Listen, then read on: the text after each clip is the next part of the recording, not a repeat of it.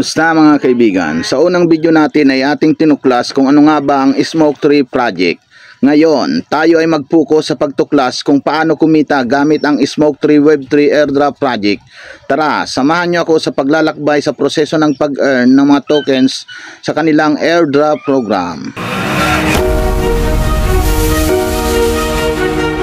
Ang Smoke Tree Web3 Airdrop Project ay nagbibigay ng pagkakataon sa mga users na kumita ng libreng tokens sa pamamagitan ng paglahok sa kanilang airdrop program.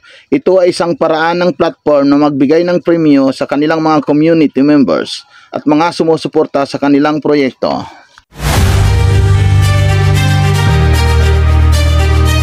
Upang sumali sa Smoke Tree Web3 Airdrop Project, una mong kailangan gawin ay mag-register sa kanilang platform at sundan ang mga hakbang na itinakda sa kanilang airdrop mechanics.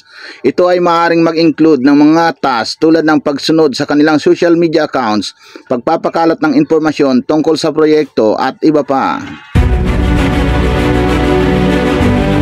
Sa mamamagitan ng pakikisali sa Smoke Tree Web3 Airdrop Project, maaari kang kumita ng libreng tokens na maaaring magkaroon ng potensyal na halaga at maging bahagi ng kanilang growing community.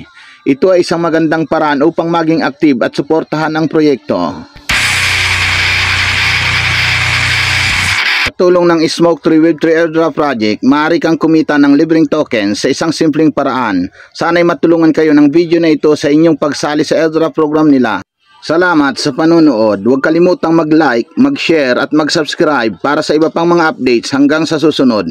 At sa mga gustong sumali sa kanilang airdrop program, ilalagay ko sa comment section ang link. I-click lamang ito para makasali.